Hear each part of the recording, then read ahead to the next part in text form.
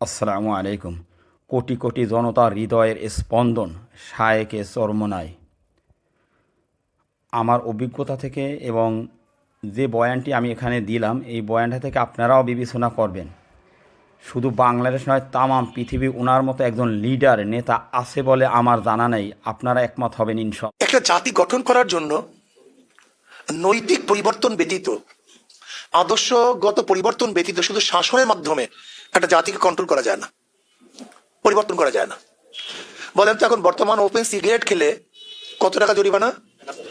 1000 টাকা বর্তমানে জরিমানা আছে আমাদের দেশের আইন। আইন প্রয়োগ করবো কে? পুলিশ। আপনি কি পুলিশকে ওপেনে সিগারেট খেতে দেখেন না? তার মানে কি? আইন আছে, আদর্শ নীতি নেই। শুধু একটা উদাহরণ দিলাম। যে ব্যক্তি দুর্নীতি দমন কমিশনের প্রধান, তিনি চাকরি হারাবার পরে তার বিরুদ্ধে দুর্নীতির মামলা দায়ের হয়, নৈতিকতা নেই। র্যাব দেখা যায় সেই ওই নারায়ণগঞ্জে 7 জনকে হত্যা করছে, আইন আছে কিন্তু যে ব্যক্তি প্রয়োগ করবে তার নীতি আদর্শ নেই। আমরু বিল মারুফ, এর জন্য প্রথম তাকে সৎ কাজে আদেশ দিতে হবে, তাকে যোগ্য করে তুলতে হবে। আপনারা পত্রিকায় দেখেছেন, মেন হিডিন এসছে লাল, সমস্ত শিক্ষিত চোর না, কিন্তু যারা চুরি করে সবাই শিক্ষিত। সব শিক্ষিত চোর না, কিন্তু যারা চুরি করে সবাই শিক্ষিত। তার মানিটা কি? তার মানিটা হলো শিক্ষায় মানুষকে চুরি থেকে ফেরাতে পারেনি। আজকে বুয়েটে আবরার ফাহাদকে যারা হত্যা করছে, তারা কারা? শ্রেষ্ঠ সন্তান, সবচেয়ে দামি সন্তানগুলি, তারা ছিল ভালো কিন্তু হয়ে গেছে খুনি। এর কারণটা কি? জাহাঙ্গীর ইউনিভার্সিটিতে 100 ধর্ষণ করার পরে সেঞ্চুরি কারা পালন করছে? এই ছাত্ররা, যারা ছিল ভালো। তাদের অবস্থাটা কি? আমরু বিল মারুফ, সৎ কাজের আদেশ, মেন্টালি তাদেরকে তৈরি করতে হবে। এবং নাহি আনিল মুনকার, শুধু সৎ কাজের আদেশ করছেন, অসৎ কাজ থেকে বিরত রাখবেন না, তাহলে আপনার কন্ট্রোলের মধ্যে থাকবে না। তাহলে আমাদেরকে আমরু বিল মারুফ আর নাহি আনিল মুনকার করতে হবে। সৎ কাজের আদেশ, অসৎ কাজ থেকে মানুষকে বিরত রাখতে হবে। জনাবে মুহাম্মদ রাসূলুল্লাহ সাল্লাল্লাহু আলাইহি ওয়াসাল্লাম 23 বছর, নবুয়তের 23 বছরের 13 বছর মক্কায় কাটিয়েছেন। এই 23 বছর তিনি প্রতিবাদ করেননি। কি করছেন? 23 বছর কিছু লোককে তৈরি করেছেন, কিছু লোক তৈরি করেছেন, যে লোকগুলি গোটা দুনিয়া বিজয় করছে, স্বর্ণতুল্য, রাদিয়াল্লাহু আনহুম ওয়া রাদু আন। আসলে যেমন আমরা যারা রাজনীতি করি বর্তমানে, এদের মধ্যে নৈতিক চরিত্র গঠন করার কোনো ওয়ার্কশপ নাই, কোনো পরিকল্পনা নাই, কোনো অপশন নাই। আমাদের দেশে রাজনীতি কারা করি? সবচেয়ে বড় খুনি সে বড় পদ পায়, সবচেয়ে বড় ডাকাত সে বড় পদ পায়। এরা যদি পদে যায়, তাদের মাধ্যমে এই সমাজ কি অবস্থা হবে? 54 বছর যা হয়েছে তাই হয়েছে, আরো কিছু হবে। এর জন্য আমরা বলি কি, 2 নম্বর জমিতে 1 নম্বর ফসল হয় না, 2 নম্বর গাছে 1 নম্বর ফল হয় না, 2 নম্বর উস্তাদের কাছে 1 নম্বর ছাত্র গঠন হয় না, 2 নম্বর নেতার কাছে কোনোদিন দেশ 1 নম্বর হতে পারে না। এটা হলো মৌলিক কথা, এটা আমার মাথার মধ্যে রাখতে হবে। লিডার যদি 2 নম্বর হয়, সেখানে 1 নম্বর রাষ্ট্র গঠন করবেন কিভাবে, সম্ভব কিভাবে? এটা হবে না। দেখেন বর্তমান জমানায় দেখা যায় আমাদের রাজনীতিবিদরা কোন এক এলাকা কারোর কাছে জিম্মা দেয়, এটা তোমার দায়িত্বে, তার মানে তুমি খরচ করো, পরবর্তীতে আমি নির্বাচিত যদি হই, এই এলাকার সবকিছু তোমার। আগে লিজ দেওয়া, আগে লিজ দেওয়া শ্বাস। এরকম যদি হয়, সেখানে আপনি কিভাবে একটা সুন্দর সমাজ গঠন করবেন? এটা সম্ভব কিভাবে আপনি বলুন তো? এর জন্য আল্লাহ পাক রব্বুল আলামিন প্রথম নবী প্রেরণ করেছেন, আদমকে প্রথম প্রেরণ করেছেন। এমন কোন জায়গা নাই যেখানে নবী নাই, কেতাব আছে, কিন্তু হাজারো জায়গায় কেতাব ছিল, নবী ছিল। আমি আমার বন্ধুদেরকে বলবো, আমার ছাত্র বাবাদেরকে বলবো, নৈতিক চরিত্র গঠন ব্যতীত যত বাহ্যিক শিক্ষায় শিক্ষিত হও না কেন, এদের মাধ্যমে দেশ সুন্দর হতে পারে না। এর মূল যুক্তি হলো 28 লক্ষ কোটি টাকা যারা এই দেশ থেকে বিদেশে পাচার করছে, একজনও মূর্খ না, রিক্সাওয়ালা, ঠেলাওয়ালা, কৃষি, চামার, মজুর একজনও না, সব বড় বড় শিক্ষিত। সব এদেশের যত দুর্নীতি করে, এদেশের দুর্নীতিবাজ একজনও নিচু শ্রেণীর লোক না, সব বড় বড়। কাজী শিক্ষা আছে, নৈতিকতা নেই। এর জন্য আমি বলবো, ইসলাম শিক্ষার সাথে, নৈতিকতার সাথে শিক্ষা, যদি নৈতিক শিক্ষা না দেওয়া হয়, যতই চেষ্টা করেন কোনো কাজ হবে না, হতে পারে না, হবে না, হতে পারে না। মিথ্যা কথা বলি আমরা, ধোকাবাজি করি, ছায়াচাতুরি করি। এই আমাদের ছাত্রদের অভ্যাস, আমাদের মধ্যে অভ্যাস। দোষ আসু কোথায়? আসে বাড়িতে গেলে বাজারে। এটা মিথ্যা কথা, স্বাভাবিক হয়ে গেছে। অথচ হারাম কবিরা গুনাহ, চিন্তাও করে না হারাম কবিরা গুনাহ বললাম। বাদাম বিক্রেতা, ভাই বাদাম দাও। আপনি বাদাম কেনার জন্য অর্ডার করছেন, অথচ বাদাম খোটা শুরু করলেন। এটা কি খাইলেন বলেন তো, বলেন? নৈতিকতা নেই, চিন্তাও নেই, আমি হারাম খাচ্ছি, এটা চিন্তা নেই, নাই তো অভ্যাস নেই, অভ্যাসই নেই, এটা হারাম খাচ্ছি। স্কুল থেকে যাই, বড়ই ঝোলা আছে, ফট করে এটা বলেছিলেন, এটা কি হারাম? এই শিক্ষা আমাদের মধ্যে নাই। যেখানে ছোটবেলার থেকেই আমাদের হারাম খাওয়ার অভ্যাস, সেখানে যখন চান্স পাবো তখন কি হালাল খাবো? এটা হয় কিভাবে? এটা হয় কিভাবে? এর জন্য আসলে ইসলামের মধ্যে সবচেয়ে ইন্নাকা আলা খুলুকিন আযীম, আল্লাহ পাক নবীকে বলছে ইন্নাকা আলা খুলুকিন আযীম, আপনাকে আমি উত্তম, সর্বশ্রেষ্ঠ, সর্বোৎকৃষ্ট আদর্শ চরিত্র দিয়ে আপনাকে প্রেরণ করেছি, আপনাকে সৃষ্টি করেছি, সর্বোৎকৃষ্ট আদর্শ। এর জন্য আমি বলবো, সংক্ষিপ্ত কথা, যদি দেশকে পরিবর্তন করতে চান, এই রাষ্ট্রকে পরিবর্তন করতে চান, তাহলে অবশ্যই আদর্শবান, নীতিবান হতে হবে। মিথ্যা বলা যাবে না, ধোঁকাবাজি করা যাবে না। আপনারা প্রশ্ন করতে পারেন, হুজুর আপনার ক্ষমতায় গেলে কি করবেন? সেই আইন বাস্তবায়ন করবো। বলতে পারেন একদিনে করবেন না 2 দিনে করবেন। যদি মানুষ আমাদেরকে ক্ষমতা দেয়, সাথে সাথে শুরু করব, পর্যায়ক্রমে করতে থাকবো, শুরুটা সাথে সাথেই পর্যায়ক্রমে শেষ করবো। আরেকটা দর্শন দিই। আচ্ছা বলো তো, আমি বললাম না যে আমি শরিয়া কায়েম করবো, ইসলাম হুকুমত কায়েম করবো, কোরআন সুন্নাহর আইন বাস্তবায়ন করবো। আর যদি আমরা বলার পরে মানুষ আমাদেরকে ভোট দেয়, তাহলে আমি বলবো মানুষ আমাদেরকে ভোট দিচ্ছে এটা করার জন্য, এখন আমরা না করে থাকবো কিভাবে? এটা করতে হবে তো। হাদি হত্যার বিচার, এটা তো আমাদের হৃদয়ের দাবি, মনের দাবি। শুধু হাদি কেন, যদি আল্লাহ পাক আমাদের কবুল করেন, বাংলাদেশে যত অবৈধ হত্যা হয়েছে প্রত্যেকটা অবৈধ হত্যার বিচার করা হবে। এর জন্য ইসলাম দুনিয়াতে আসছে, প্রত্যেকটা হত্যার। এবং ইসলাম যদি ক্ষমতা আসে, বাংলাদেশে যেই অবৈধ হত্যা হবে, সেই অবৈধ হত্যার বিচার ইনশাআল্লাহ এই বাংলার মাটি দিয়ে হবে, যদি আল্লাহ পাক কবুল করেন। এরপরে আসুন, বরিশাল কবলতি এলাকা সন্ত্রাসকে দূর করবো, আপনাদের মাধ্যমে করবো। আমার টার্গেটটা কি? যদি আল্লাহ পাক আমাকে কবুল করে, আমি অন্যায় প্রতিরোধ কমিটি প্রত্যেক এলাকা এলাকায় করবো।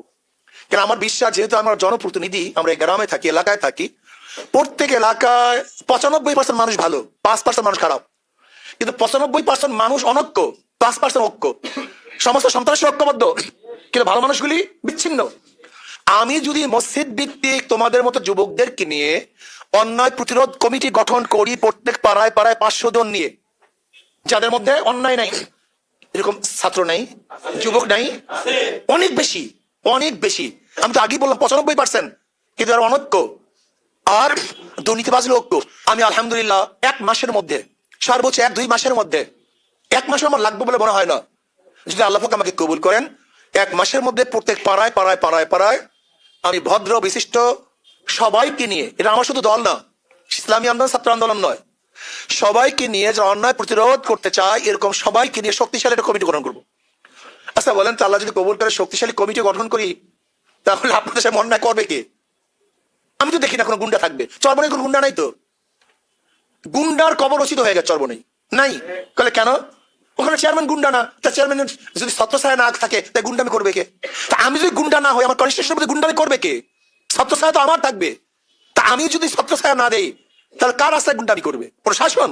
আপনি আমাকে চিনেন না, আপনাদের মধ্যে আমি তো জুলাই যোদ্ধা, আমি তো ট্যাঙ্কের সামনে দাঁড়ানো লোক, আমি শুধু বুলেটের সামনে দাঁড়ানো লোক।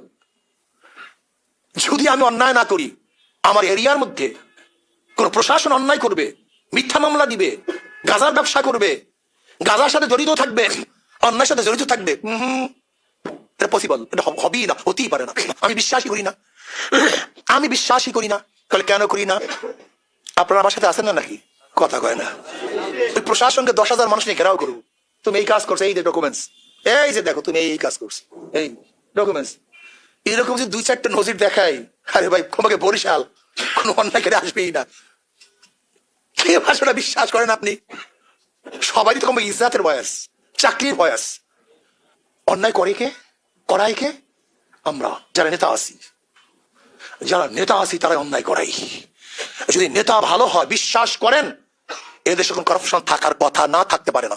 বিশ্বাস হয় না? এদেশের কয়জনে কতটুকু গাঁজা সেবন করে, কতক্ষণে সব কিন্তু প্রশাসন জানে। কার পকেটের মধ্যে কয় পুরিয়া গাঁজা, এ জানেন, এরকম কোন প্রশাসন নেই।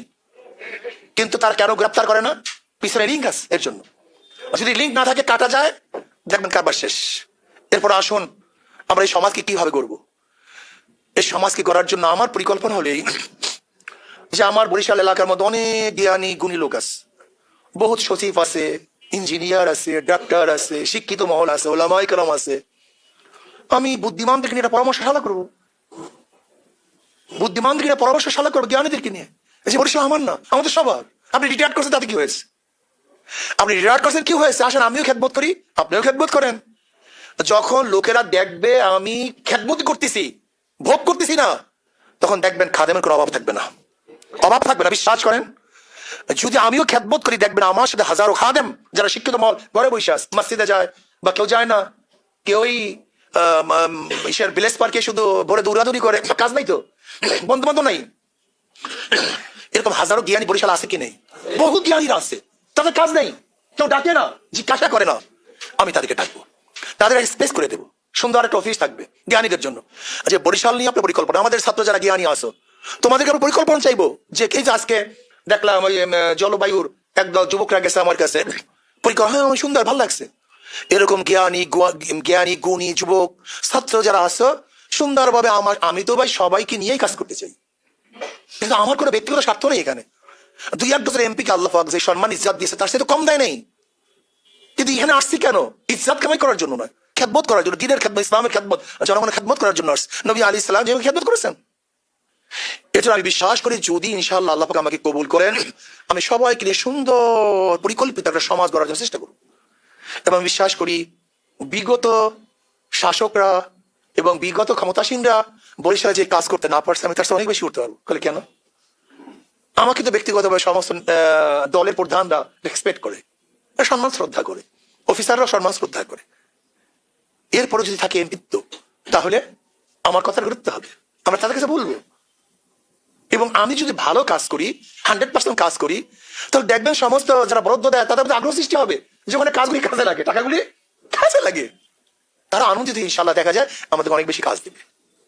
আমি তো মাকসুদকে বলছি যে আল্লাহ পাক আমাদেরকে কবুল করে আমি এমন সুন্দর সুন্দর পাড়ায় পাড়ায় পাড়ায় পাড়ায় পাড়ায় পাড়ায় এবং সুন্দর সুন্দর কমিটি গঠন করবো, যেমন কন্ট্রাক্টররা যা কাজ করবে সেখানে 100% কাজ করতে হবে। ওই যে কি বাহিনী জানি কথা কয় না, অন্যায় প্রতিরোধ কমিটি, এই অন্যায় প্রতিরোধ কমিটি প্রত্যেক জায়গার কাজকে তারা দেখবে, জরিপ করবে, অবজারভেশন করবে, পর্যবেক্ষণ করবে, 100% কাজ হবে। দেখেন আসলে দরকার হলো মোত্তাকি একজন লোকের, আর কিচ্ছু না। একজন লোকের দরকার, একজন মুরব্বীর দরকার। যদি মুরব্বী হয় তাহলে সবার জ্ঞানের অভাব নাই আমাদের। এই যে আপনারা সবাই জ্ঞানী, জ্ঞানের অভাব নাই, কিন্তু এদের জ্ঞানী গুরুত্ব আমরা দিই না। কাজে আসুন, যদি আল্লাহ পাক আমাকে কবুল করে, আমি সবাইকে নিয়ে, সমস্ত জ্ঞানীদেরকে নিয়ে, প্রত্যেকের পরামর্শ নিয়ে আমার ওখানে, যদি আমার ইনশাআল্লাহ যদি আমাকে আল্লাহ পাক কবুল করে, সেখানে পরামর্শের জন্য একটা বাক্স থাকবে, যা যা পরামর্শ নোট দেওয়ার মতো সেখানে অপশন থাকবে, সেখানে আপনার নোট দিতে পারবেন, পরামর্শ দিতে পারবেন, মেসেজ করতে পারবেন। আমরা সেখান থেকে যেটা যেটা প্রয়োজন আছে ভালো। দেখেন সবার সবসময় বুদ্ধি আসে না, সবসময় সবার বুদ্ধি আপনার নজরে একটা ধরা পড়ছে, এত চমৎকার বুদ্ধি যেটা আমাদের জন্য কার্যকরী হবে, আমরা তাদের সে বুদ্ধি নেওয়ার ব্যবস্থা আমরা রাখবো। কি কথা ঠিক না? আমরা চাই আমরা যারা বরিশালের আসি বা আমাদের বাংলাদেশের আসি, সবাইকে নিয়ে সুন্দরভাবে এই দেশটাকে গঠন করার চেষ্টা করবো ইনশাআল্লাহ। আচ্ছা, এখন কোনো প্রশ্ন থাকলে বলেন।